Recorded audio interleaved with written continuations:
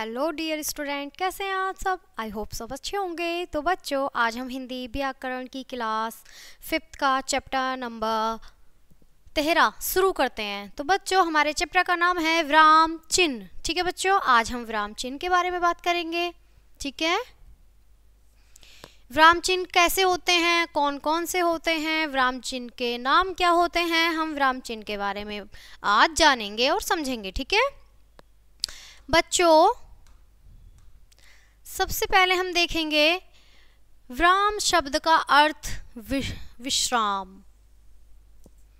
विराम शब्द का अर्थ है विश्राम, अर्थात सहसा बोलते समय अपने भावों को प्रकट करते हुए हमारी आवाज में कई उतार चढ़ाव आते हैं, जिससे बात स्पष्ट एवं प्रभावशाली लगती है। इसी प्रकार लिखते समय अपनी बात को स्पष्ट और सही अर्थ देने के लिए कुछ चिन्हों का प्रयोग किया जाता है, जो विश्राम कहलाते हैं। विराम चिन्हों का प्रयोग अत्यंत सावधानी पूर्वक किया जाता है, अन्यथा अर्थ का अनर्थ हो जाता है। ठीक है बच्चा, आगे देखते हैं। पढ़ो मत खेलो, पढ़ो मत खेलो, पढ़ो मत खेलो। ठीक है बच्चा, यहाँ हम देखेंगे पहले हमने पढ़ो लिखा और क्या कोमा लगा दिया, मत खेलो फिर हमने विराम चिन्ह दिया, पढ़ो मत फिर हमने कोमा लगाया, खेलो फिर हमने विराम चिन्ह लगाया पढ़ो मत खेलो फिर हमने एक विराम चिन्ह लगा दिया। ठीक है बच्चा, अब देखो यहाँ विराम चिन्हों के अकॉर्डिंग हम समझ रहे हैं। आगे देखेंगे। आपने देखा बच्चों कि पहले दो वाक्यों में सिर्फ चिन्ह बदलने थे, वाक्य के अर्थ ही बदल गए हैं, जबकि तीसरे वाक्य में चिन्ह न होने से कोई अर्थ स्पष्ट नहीं होता। अतः कहा जा सकता है लिखित भाषा में विराम देने के लिए जिन चिन्हों का प्रयोग किया जाता है वे विराम चिन्ह कहलाते हैं। ठीक है बच्चा, अब देखेंगे हम हिंदी भाषा।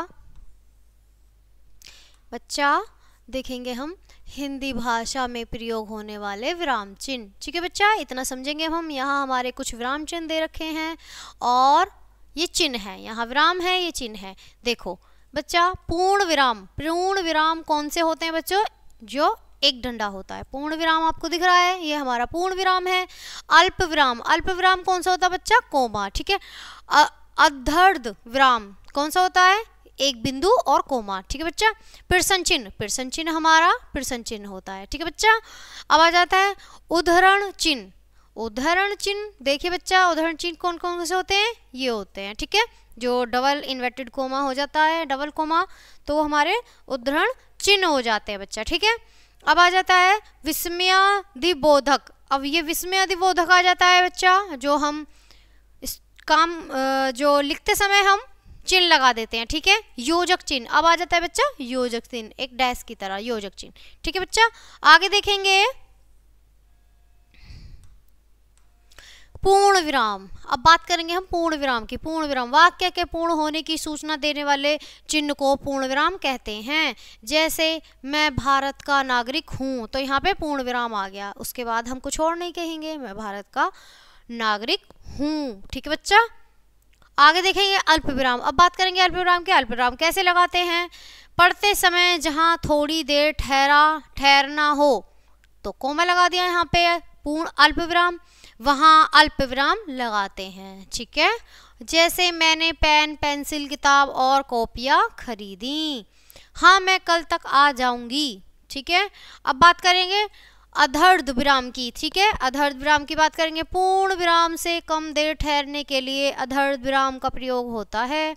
जैसे रजत आया, बैग रखा और खेलने चला गया। अब यहाँ रजत आया, पहले इतना है आधा, और फिर बैग रखा और खेलने चला गया। ठीक है, अधर्ध विराम यहाँ पर लग गया है। फिर नेक्स्ट देखेंगे हम अंधेरी रात थी, मैं डर गया। अंधेरी रात थी, फिर हमने ये अधर्ध विराम लगाया, मैं डर गया, उसके बाद हमने अपना जो लाइन है वो पूरी करी। ठीक है बच्चा, प्रश्नवाचक चिन्ह। प्रश्नवाचक चिन्ह बहुत सरल होते हैं, प्रश्नवाचक चिन्ह का हमें बहुत जल्दी पता चल जाता है। जिन वाक्यों में प्रश्न किया जाता है उन वाक्यों के अंत में प्रश्न सूचक चिन्ह लगाया जाता है। जैसे आप कल क्यों नहीं आए, तो बच्चा हमें पता कैसे चल रहा, क्यों से। ठीक है, आप कल क्यों नहीं आए, क्या पिताजी लौट आए, तो यहाँ पर क्या होगा, प्रश्नवाचक चिन्ह लगेगा। ठीक है बच्चा, आगे बढ़ेंगे।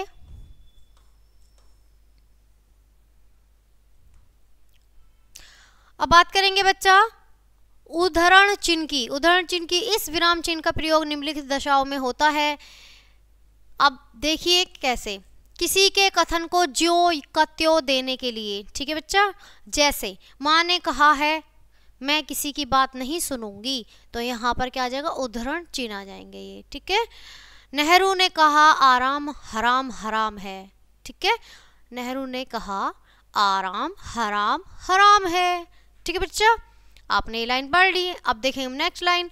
किसी पुस्तक, समाचार पत्र, कहानी, लेख आदि के नाम को इकहरे उद्धरण चिन्हों में लिखते हैं। ठीक है बच्चा, यहाँ पर कुछ जैसे एग्जाम्पल आ जाएगा, क्या तुमने आज का नवयुग पढ़ा, यहाँ बात एक अखबार की हो रही है, क्या तुमने आज का नवयुग पढ़ा, तो यहाँ पे हमने नवयुग, हमारा जो चीज़ हम पढ़ रहे हैं, नवयुग यानी कोई समाचार पत्र भी हो सकता है, तो उसमें हमने कौन सा कॉमा लगाया, उद्धरण चिन्ह लगाया। ठीक है बच्चा, रामायण एक धार्मिक पुस्तक है, तो रामायण पर अब हम क्या लगाएंगे, उद्धरण चिन्ह लगाएंगे। ठीक है बच्चा, अब आ जाएगा विस्मय बोधक चिन्ह। विस्मय बोधक चिन्ह की बात करेंगे अब हम। घृणा, शोक, भय आदि मन के भावों को प्रकट करने के लिए इस चिन्ह का प्रयोग किया जाता है। जैसे हाय राम मैं मारा गया, तो यहाँ पर हाय राम के तुरंत बाद हमने विस्मय बोधक चिन्ह लगाया है, जो शोक होने पर, खुशी होने पर और भय लगने पर जो भाव प्रकट करता है, वहाँ हमारा ये विस्मय बोधक चिन्ह लगाया जाता है। उफ कितनी गर्मी है, यहाँ हमने भाव को प्रकट किया है। ठीक है, बात करते हैं अब हम योजक चिन्ह की। इसका प्रयोग सामाजिक, पूर्णरुक्त, युगम तथा समता सूचक शब्दों के साथ किया जाता है। जैसे सुख दुख एक साथ लिखे जाएंगे, ये सुख दुख, तो हमने फिर क्या लगाया, कोमा लगाया, लेकिन सुख के बाद हमने कौन सा चिन्ह लगाया, योजक चिन्ह, जो एक दूसरे के करीब होते हैं, एक दूसरे के साथ लिखे जाते हैं, उन्हें योजक चिन्ह कहते हैं।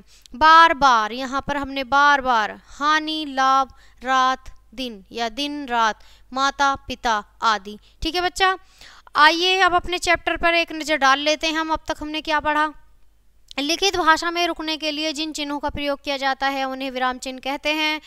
प्रमुख विराम चिन्ह है पूर्ण विराम, अल्प विराम, अर्ध विराम, उद्धरण विराम, उद्धरण चिन्ह, विस्मय बोधक चिन्ह और योजक चिन्ह। ठीक है बच्चा, आई होप आपको ये चिन्ह का जो चैप्टर है, ये पार्ट है, बहुत अच्छे से समझ आया होगा। अब आपसे विदा लेते हैं बच्चों, मिलते हैं नेक्स्ट चैप्टर में, तब तक के लिए बाय बाय प्यारे बच्चों।